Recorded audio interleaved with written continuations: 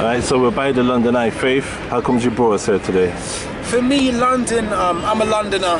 I get to travel the world, and at times only when you leave London and you come back in, you get to realise how beautiful this city is, man. And for me, I'm all about affecting change, and not just my music, but my lifestyle, my heart. I definitely love to have impact and change things in my hometown, my home city, and that's what we're here in London, behind and in front of the London Eye. Yeah, so whereabouts you grew up? London or? Yeah, I grew up in London, man. Really, I grew up in Croydon, Norbury area. That's the home of guys like Stormzy, Crept, the Conan from Crept and Conan. A lot of us guys who grew up in that area. So that's where I'm from, man. I've always been there. I went to St. Mary's High School. I was head boy there. Nice. St. Mary's High School, that's literally opposite West Croydon bus station. Where all the fights happen.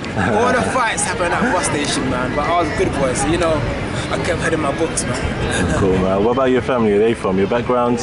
From which country? I'm Nigerian. So I'm the baby of 5. And growing up was interesting, man. I came more or less like at the end of the poverty streak.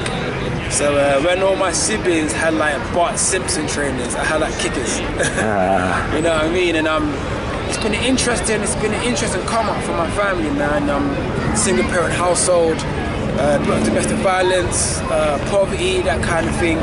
And it's great that after all those kind of excuses to not achieve, by God's grace, all my siblings are all graduates now. Do you know what I mean? So I thank God that no matter where you come from, you still achieve great things, man. Yeah, that's good to hear, man. Another thing, you're saying a lot of music coming out of Croydon and whatnot. What made you get into music? I come from a church youth ministry. We tap into all the mediums that young people like, whether it's music, poetry, dance, drama, the arts, whatever it is that can engage them for positively and for, I guess, to give back to God and the community. We tap into that. So my siblings were in a massive gospel rap group called Open Gate Group, and they did a tour in 2000. So me being a younger sibling, seeing them do music, I was kind of inspired to do that.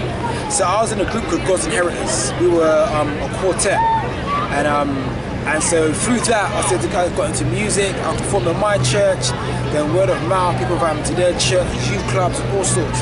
And then a year down the line, I became the Beyonce, and now I'm solo Faith Child. So that's how I got into it, man. So I've been doing it for 15 years. 15 long years. So you never had that secular period at the start, you went straight into gospel? Straight into it, man. And the thing is, the reason being is because I grew up in a church, that was like all I knew. So people that come from the road background, they always rap about the road because that's the life they've lived, so to say. And it's not that I lived a shielded life, it's more so that my outtake and outlook in any would have like a more of a positive Christian and a hopeful or rather inspirational ending. So I could write a song about heartbreak and hardship, but still have a kind of positive message at the end of it. So how would you say music's evolved with that time, since those days in the church to now on tunnel vision? Yeah, it's evolved quite a bit, man. Not shockingly or like, wow, it's a bit different, but more so my perspective. As a human being, you're constantly learning day in, day out. So your outlook and experiences to kind of shape and mold you to be a different man, a different woman, a different person. So for example, in my first album, Illumination, I didn't have any songs explicitly about love, other than love for my friends and my family. But on Airborne, my new album now, I've got like 3 songs about love. I've got Picture Perfect, I've got Future, and I've got Day by Day. And it's just that because I'm getting older, things appeal more to me, and I'm able to see life from a different perspective and be more holistic in my Christian ethos and Christian views. Yeah, sometimes as you've grown as a Christian, I feel like you reflected that in the music. Yeah, 100%. I think yeah, it's always a journey, man, and God's always working on you. You're forever battling with yourself as well as a human being, so it's always good to express that in music. You ever worry about being judged though?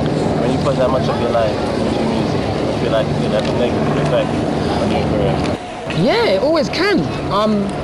I'm a bit of a, although I'm a public figure, it's only what I share on social media that you really know about me. If I had a tough week, I wouldn't really tweet that. Reason being is, I don't want to get 500 tweets in my mention saying, "Oh, I'll get well soon, bro. Hope you're encouraged." I'd rather tell my core group and let them deal with the core matter.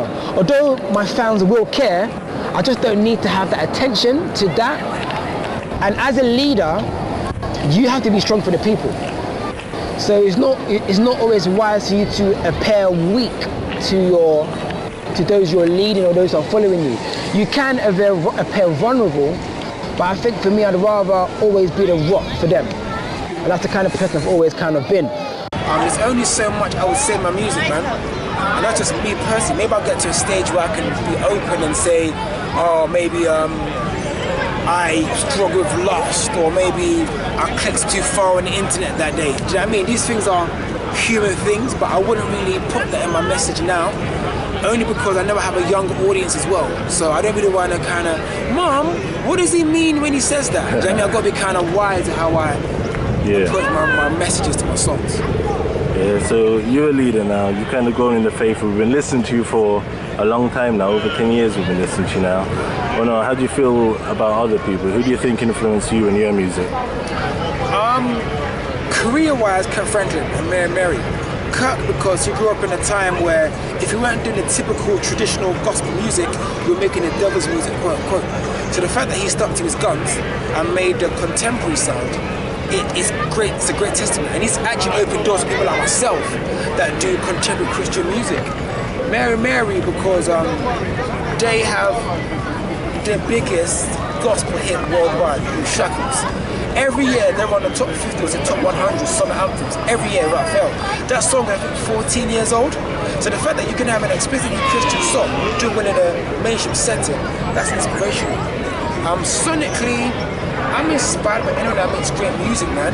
Having travelled the world a bit, I'm exposed to EDM. Doing festivals that have people like LZ7, people like Jesus Loves Electro from Norway. So there's local talent like Governor B, A-Star, many of my great friends, McCrae, and them guys. What I've learned from their live sets, they implement a lot of dubstep into it. So you may have like the typical like hip hop sound, but it'll mix in with a dubstep song.